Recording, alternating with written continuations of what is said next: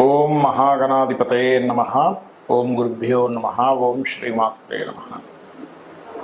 అరుణాం కరుణాతరంగితాక్షీం ధృతపాశాంకుశపుష్పబాణచాపాం అనిమాదిభిరావృతాం మయూకైః అహమిత్యేవ విభావయే భవానీం. శ్రీమాత్రే నమః. ప్రేక్షకులకి ఆ లలితాంబిక అమ్మవారి యొక్క అనుగ్రహం పరిపూర్ణంగా కలగాలని మనస్ఫూర్తిగా కోరుకుంటూ మనం ఈరోజు చాలామంది ఈ యొక్క దోషాలని ఉన్నాయని చెప్పి తెలుసుకొని ఊతగా భయపడిపోతూ ఉంటారు. చాలా సింపుల్గా రూపాయి ఖర్చు లేకుండా మీరు ఇంట్లోనే ఉండి ఎలా చేసుకోవాలి, లేదు మేము సంపన్న పరులము అనుకుంటే ఎటువంటి పూజాది కార్యక్రమాలు మీకు మీరుగా చేసుకోవడమో లేకపోతే ఎవరినైనా పురోహితులను పిలిపించుకొని చేసుకోవడం ఎలా చేసుకోవాలి అనేటువంటి విషయాలని ఇప్పుడు మనం చెప్పుకోబోతున్నాం. అవి ఏమిటి అంటే, ఎందుకంటే చాలామంది అడిగారు నన్ను ఈ 5 అంశాలు ఒకే దాంట్లో కలిపి చెప్పండి, ఒక్కొక్కటి విడిగా కాకుండా. అందుకనే చెప్తున్నాను. ఒకటి సర్పదోషం. చాలా భయపడిపోతుంటారు. దీనిలో కాలసర్పదోషం అంటుంటారు, కానీ కాలసర్పదోషం జన్మజాతకానికి అప్లై చేయకూడదు. దేశకాల గోచారాలకే ఇది ఎక్కడా లేదు పరాశర దీంట్లో, గుర్తుపెట్టుకోండి. ఇక రెండవది పితృదోషాలు అంటే 3 అయ్యాయి. 4వది దేవతా శాపాలు, 5వది స్త్రీ శాపము. ఇప్పుడు ఈ స్త్రీ శాపం ఎలా వస్తుంది, వీటన్నిటికీ ఏమిటి అనేటువంటి విషయాలు చెప్తుంది నేనైనప్పటికీ కూడా చెప్పిస్తుంది సాక్షాత్ లలిత అమ్మవారిగా భావిస్తూ ఒక్కొక్క లగ్నం గురించి డీటెయిల్గా నేను మీకు చెప్తాను. అలాగే ఎండింగ్లో అసలు జాతకమే లేని వాళ్ళకి ఎటువంటి సిమ్టమ్స్ ఉంటాయి, ఆ సిమ్టమ్స్ని బట్టి మీకు ఇది ఉంది అని అర్థం చేసుకుని మీరు ఎలా చేసుకోవాలని కూడా చెప్తాను. తులాలగ్నము, తులారాశి. తులవారికి కనుక చూసుకున్నట్లయితే మీకు ఈ యొక్క పంచమాధిపతి ఎవరైతే ఉన్నారో శని అవుతాడు మీకు. ఆయన చతుర్థాధిపత్యం కూడా ఉంది. ఎందుకు చెప్తున్నా అంటే మాట, మీ లగ్నానికి అధిపతి శుక్రుడు అవుతాడండి. లగ్న పంచమ భాగ్యాధిపతులు ఎప్పుడు కూడా ప్రొటెక్ట్ చేస్తుంటాయి ఆ జాతకుని ప్రొటెక్ట్ చేసేవి. అందుకే సర్వే త్రికోణ నేతారో గ్రహా శుభఫలప్రదాహ అని చెప్పడం జరిగింది.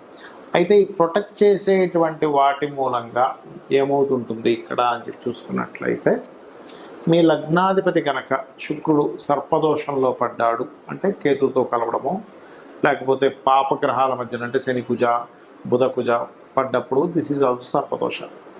దీనికి ఇంకొంత రావుకేతులు కనెక్ట్ అయితే ఇంకా తీవ్రంగా ఉంటుంది. అప్పుడు ఏమవుతుంది అంటే యాన్స్టర్స్ ప్రాపర్టీ. నేను చాలామందిని చూశాను, తాతగారు ఆస్తండి దానికోసమే కోటిచుడి తిరుగుతున్నా అంటాడు.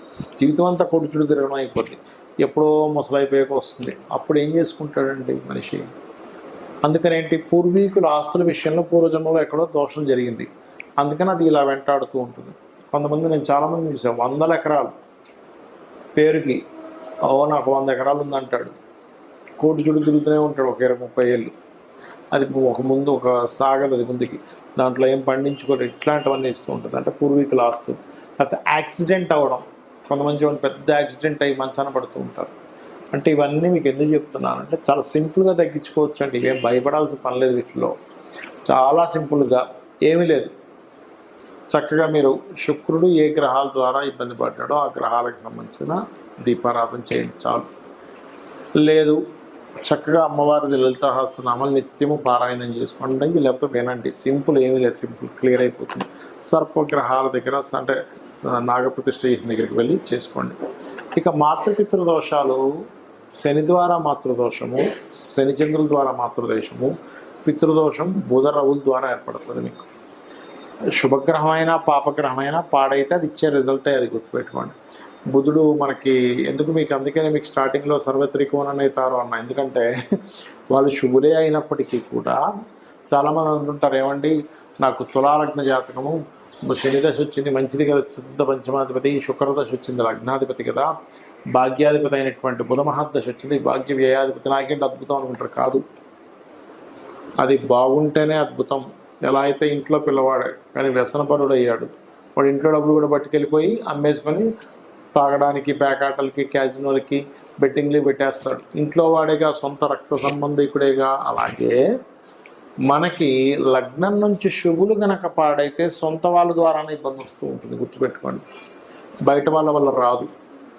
ఇప్పుడు మాతృదోషం ఏమవుతుందంటే, తల్లి మూలంగా కొంత కెరీర్ లాభాలు రావాల్సినవి పోగొట్టుకుని ఉంటాడు. అంటే పూర్వజన్మలో తల్లికి ఏదో ఇబ్బంది పెట్టాడు. ఇప్పుడు ఏంటి, శని ఏ గ్రహాల ద్వారా పాడైందో చూసుకొని వెంకటేశ్వర స్వామి ఆరాధన చేసుకోండి, సింపుల్, క్లియర్ అయిపోతుంది. పితృదోషం, బుధుడు పాడయ్యాడు, తండ్రి నుంచి రావాల్సిన ఆస్తి ఇవ్వకుండా ఆయన ఇబ్బంది పెడుతూ ఉంటాడు. ఏమనంటారు, నేను నీకు ఇవ్వనరా, నువ్వు మంచోడివి కాదు, నువ్వు అమ్మేస్తా, ఏదో లాజికల్ చెప్తా ఉంటారు. అదే అర్థం కాదు, ఇదేంట్రా బాబు, నేను ఏదో బిజినెస్ చేశాను, నిజమే పోగొట్టుకున్నాను, కానీ నాన్నెందుకు నాకు ఇవ్వట్లేదు అనిపిస్తూ ఉంటుంది. సో ఇవన్నీ టెన్షన్ పడకండి, చాలా సింపుల్గా పితృదేవత ఆరాధన చేసుకోండి, విష్ణు సహస్రనామాలు వినండి. బుధుడు స్ట్రాంగ్ అయితే మీ జాతకానికి తగ్గుతుంది. అదేవిధంగా ఇది బుధుడు స్ట్రాంగ్ అయితే కనుక మీకు దేవతా శాపాలు కూడా తొలగుతాయి. అలాగే మరొక విషయం ఏంటంటే, వీటితో పాటు ఇక్కడ మీరు అర్థం చేసుకోవాల్సిన విషయం, బుధుడు ఒకటి స్ట్రాంగ్ చేసుకోవాలి. రెండవది ఇక్కడ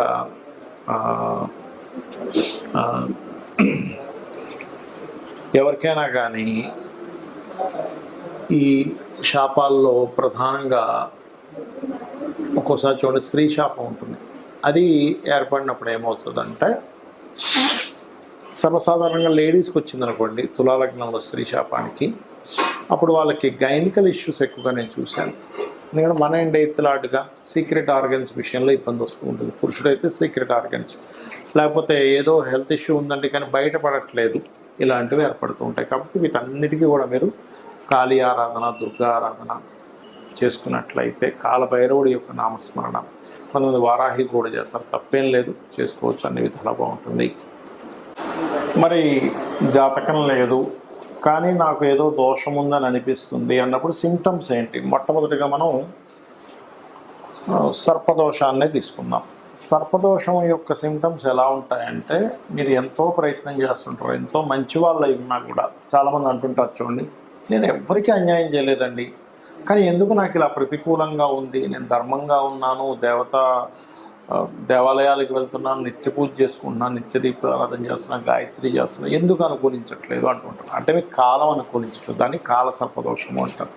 అయితే ఈ కాల సర్పదోషము దేనికి? అందరూ అనుకునేది ఉట్టి కాల సర్పదోషం కాలానికి. అంటే ఏంటి? ఈ దేశంలో మనకి వానలు, వర్షాలు వస్తాయి, తుఫాన్లు వస్తాయి, ఇలాంటి వాటికి చెప్పడానికి. కానీ ఈ కాలసర్ప యోగంలో ఉన్నప్పుడు మీకు ఎఫెక్ట్ ఉంటుందా అంటే, దేశకాల పరిస్థితులు మనకు చూడండి, కరోనా వచ్చింది, జనరల్గా అందరికీ ఎఫెక్ట్ ఉంటుంది. అప్పుడు మీ ఒక్కరికని కాదు, కాలసర్ప దోషం అనేది అందరికీ ఎఫెక్ట్ ఇచ్చేది. ఇది కాలంలో ఏర్పడినప్పుడు తుఫాన్లని ఇవన్నీ అని సర్పదోషం ఉంది. అప్పుడు ఏమవుతుంటుందంటే, మీకు ఎప్పుడు ఎక్కడో దగ్గర ఒక శత్రువు, ఒక ఈర్షపడేవాడు, మనమంటే నచ్చనివాడు, మనం ఎంత ధర్మంగా ఉన్నా సరే నచ్చనివాడు, ప్రతి దాంట్లో ఇన్వాల్వ్ అయిపోయి వాడు మనల్ని ఒక సర్పంలాగా మనల్ని ఎప్పుడు అక్కడి నుంచి తొలగిద్దామా అని మన మీద ప్లాన్ చేస్తూ ఉంటాడు. అదేంటంటే మనం పూర్వజంలో చేసిన కర్మ. ఎప్పుడైనా గుర్తుపెట్టుకోండి, మనకి ఒక జరుగుతుంది అంటే అది పాస్ట్ లైఫ్లో మనం చేసుకున్న కర్మ ఆ రూపంలో ఆ వ్యక్తిలోకి ఎంటర్ అయి ఇస్తుంది. అలా కాదండి, మన కర్మ కాదు, వాడే కావాలని చేస్తున్నట్టు వాడు కొత్త కర్మని క్రియేట్ చేసుకుంటున్నాడు. అది మనం అర్థం చేసుకొని నిత్య దీపారాధన, రావి చెట్టు చుట్టూ ప్రదక్షిణం చేసి వాటికి పసుపు కుంకుమ గంధం చేయడం. లేదంటే మేము బాగా సంపన్న పనులు, మాకున్న సర్పదోషం క్లియర్ అవ్వాలి అంటే నవనాగశాంతి చేసుకోవచ్చు. చేసుకున్నట్లయితే ఖచ్చితంగా అది క్లియర్ అవుతుంది, అందులో ఎటువంటి సందేహం లేదు. మంచి పురోహితులు ఉంటే వాళ్ళ చేత చెప్పి చేయించుకోండి. ఇక రెండవది, ఇక్కడ మాతృపితృదోషాలు అసలు ఇవి ఎందుకు ఏర్పడతాయని తెలుసుకోవాలి, మూలం తెలుసుకోవాలి. మనం ఇప్పుడు కూడా ఏర్పడింది అని కాదు, జాతకం తెలియదు కానీ మదర్తో పడట్లేదు. అందరూ 4 పిల్లలు ఉంటే ఒక్కోసారి చూడండి 4 సంతానం ఉంటారు, తల్లిదండ్రులు చాలా మంచివాళ్ళు, చాలా ధర్మాత్ములు, అయినా ఎందుకో ఆ అబ్బాయికి తల్లికి పడదు, లేదా అబ్బాయికి తండ్రికి పడదు. ఏమిటి అర్థం కాదు. ఆ అబ్బాయి ఒక రకంగా ప్రవర్తించడం, లేకపోతే ఈ అబ్బాయో లేదా ఈ అమ్మాయి దగ్గరికి వచ్చేసరికి వాళ్ళ యొక్క ప్రవర్తనలో చాలా మార్పులు వచ్చేస్తుంటాయి. ఏమిటి ఇలా మార్పులు వచ్చేస్తున్నాయి అని అనిపిస్తూ ఉంటుంది. వాళ్ళకు కూడా అర్థం కాదు, తల్లిదండ్రులకు కూడా అర్థం కాదు. లోపల వాళ్ళు ఫీల్ అవుతుంటారు, ఏమిటి నేను ఈ అబ్బాయి దగ్గరికి వచ్చేసరికి నాకు డబ్బులు చాలవు, అరే ఇప్పుడు లేవురా అంటే వాడు ఫీల్ అవుతుంటాడు, లేకపోతే ఇప్పుడు లేవు అమ్మ తర్వాత చూద్దామంటే ఫీల్ అవుతుంది, అందరికీ ఇచ్చో నాకు మాత్రం ఇవ్వ అంటే ఏంటవుతుందంటే, మాతృపితృ దోషాలు ఉన్నప్పుడు వాళ్ళు వాంటెడ్గా పూర్వజన్మలో ఉన్నటువంటి కర్మ వల్ల చేసేది ఒకటైతే, వాంటెడ్గా చేస్తున్నట్టు కూడా కొన్నిసార్లు అనిపిస్తుంటుంది పిల్లలకి. కాబట్టి ఇదంతా ఎందుకు జరుగుతుంది? తల్లిని పూర్వజన్మల్లో ఏదో ఇబ్బంది పెట్టాడు, అది ఈ కర్మ ఈ జాతకుడు కావచ్చు జాతకురాలు కావచ్చు అనుభవించాలి. అలాంటప్పుడు తెలియక చేసే పిచ్చి పనులు ఏంటంటే మళ్ళీ తల్లితో మళ్ళీ ఫైట్ చేస్తూ ఉంటాడు. దూరంగా ఉండండి. దూరంగా ఉండంటే ఆవిడ వదిలేమని కాదు, ఏమన్నా సరే సైలెంట్గా ఓకే అమ్మ రైట్ మీ పని మీరు చేసుకోండి, శ్రీమాత్రే నమః అనుకుంటూ ఉండండి. ఖచ్చితంగా క్లియర్ అవుతుంది సమస్య అనేటువంటిది. లేదా మెడిటేషన్ చేసుకోండి, అమ్మవారిని పట్టుకోండి. అమ్మ నేను ఏదో పూర్వజన్మల్లో తల్లిని ఏదో ఇబ్బంది పెట్టుకుంటాను, చికాకు పెట్టుకుంటాను, చాలా నా వల్ల బాధపడి ఉంటుంది, ఈ జన్మలో అందుకే నాకు ఈ కర్మ ఈ రూపంలో వచ్చింది అని అనుకొని ఏమీ అనకుండా మీ పని మీరు చేసుకుంటూ వెళ్ళండి. ఒక్కోసారి అత్తగారి రూపంలో కూడా వస్తుంది, కాకపోతే అది కొంచెం దశమ స్థానము చతుర్థ భావాలు కూడా పాడవుతాయి అక్కడ. ఇక పితృదోషం అనేది సింహరాశి పాడైనా రవి పాడైనా మీ లగ్నం నుంచి 9వ స్థానం పాడైనా వస్తుంది కామన్గా. అయితే ఇక్కడ మీకు ఎలా ఉంటుందంటే తండ్రి పాపం ఏదో మీకు ఫేవర్ చేద్దామంటుంటే గొడవ వస్తుంటుంది, మీరు ఏదైనా చేస్తుంటే తండ్రి ఒప్పుకోడు. అది ఎలా ఉంటుందంటే తండ్రి రూపంలో కొంత వస్తుంది. కొన్నిసార్లు మనం ఎన్ని ప్రయత్నాలు చేస్తున్నా పితృదేవతల అనుగ్రహం ఉండదు అక్కడ.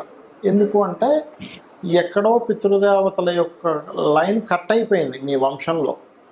కట్ అయిపోయినప్పుడు ఏమవుతుంది, దాని సిమ్టమ్స్ ఎలా ఉంటాయంటే సంతానం సరిగ్గా లేకపోవడము, తక్కువ ఏజ్లోనే మరణాలు జరగడం.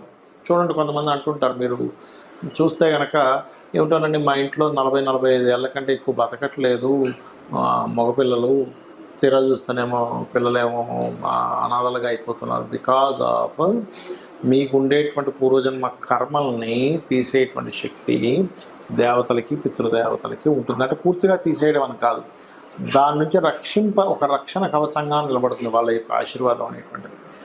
కాబట్టి ఇక్కడ ఏమవుతుందంటే ఈ యొక్క కాంబినేషన్స్ ఎప్పుడైతే ఇలా ఉన్నాయో మీకు ఇబ్బంది వస్తూ ఉంటుంది.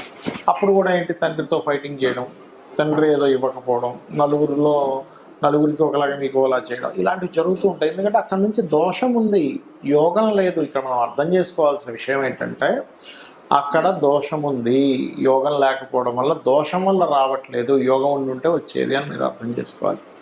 దానికి సింపుల్గా నేను ఇందాక చెప్పినట్టుగా పితృతర్పణాలు లేనట్లయితే అమావాస్య నాడైనా సరే పితృదేవతలకి పరంగా మీరు వాళ్ళ కోసమని స్వయం పాకం ఇవ్వడము, అంటే బియ్యము 2 రకాల కూరగాయలు, పప్పు, ఉప్పు, మిరపకాయలు ఇవన్నీ కలిపిస్తారు. అంటే వంట సామాగ్రి ఏవైతే ఉందో అదంతా కూడా ఇస్తారు.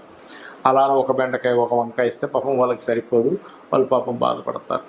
అది ఇక దేవతాశాపాలు అసలు ఎందుకు వస్తాయి అంటే అందరూ ఏమనుకుంటారు, పూర్వీకుల్లో ఎవరో గుడిలో ఏదో చేశారు, విగ్రహం ఎత్తుకుపోయారు మురారి సినిమాలలోగా అని అనుకుంటారు. కాదు, అది చాలా పెద్ద దోషం.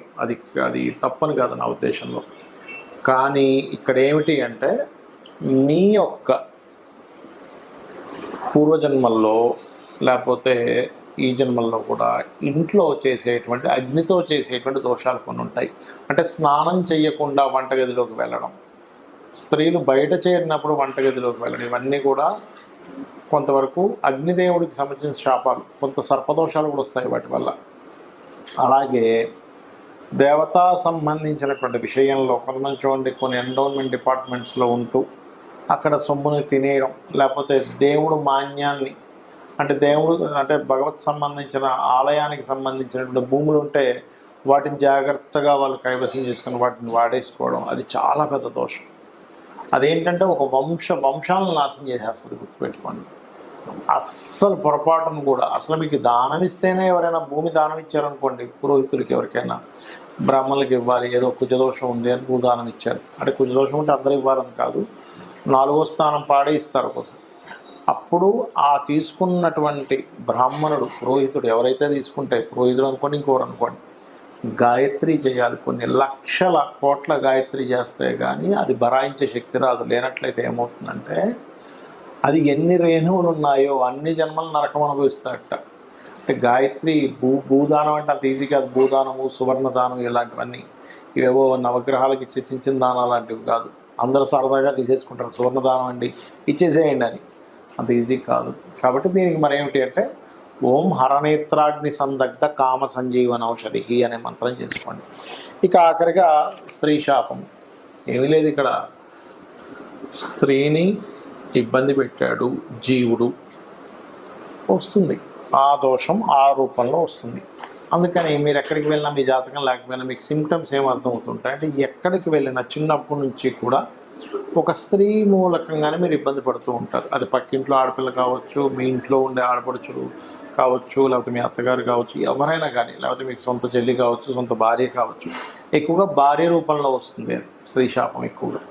అందుకే లేదా వివాహ శాపం వివాహ రూపంలో వస్తుంది కొంతమందికి. మరి దీనికి ఏమిటండి, శ్రీమాత్రే నమః ఈజ్ ది బెస్ట్ రెమెడీ. అలా కాదు వివాహ రూపంలో వస్తుంది, వివాహం అవ్వట్లేదు అన్నప్పుడు ఒకసారి ఫస్ట్ మీరు ఆగ్నేయం చెక్ చేసుకోవాలి. ఆగ్నేయం పాడైతే కూడా శుక్రదోషం అయింది అక్కడ. శుక్రుడు స్త్రీకి కారకుడు కాబట్టి ఇబ్బంది వస్తుంటుంది. అలాంటప్పుడు మీరు చేయవలసింది ఓం శ్రీమాత్రే నమఃతో పాటు వివాహం అవ్వట్లేదు అనుకున్నప్పుడు ఓం కామేశబద్ధ మాంగళ్య సూత్ర శోభిత కందరాయ నమః. ఒక్కోసారి వివాహం అయ్యి కొన్ని ఇబ్బందులు పడుతూ ఉంటారు. అలాంటి వారు ఓం శివకామేశ్వరాంకస్త శివాస్వాధీన వల్లభాయ నమః. లేదంటే అప్పులు ఉన్నాయండి, సర్పదోషం వల్ల నాకు అప్పులు అయిపోయింది చెప్తున్నారు అన్నప్పుడు ఓం అపర్ణాయ నమః. ఫినాన్షియల్గా బాగా గ్రోత్ రావాలి, ఓం సంపత్కరీ సమారూఢ సింధుర వ్రజసేవితాయే నమః చేసుకోండి. ఇలాగ అనేకమైనటువంటి నామాలు అమ్మవారి ఉన్నాయి. అది మీరు చేసుకుంటే చాలు. మీరు నాకు డబ్బులు లేవు, అమ్మో నేను చేసుకున్నాను, ఏమీ భయపడకండి, అద్భుతమైనటువంటి ఫలితాలు మీకు వస్తాయి.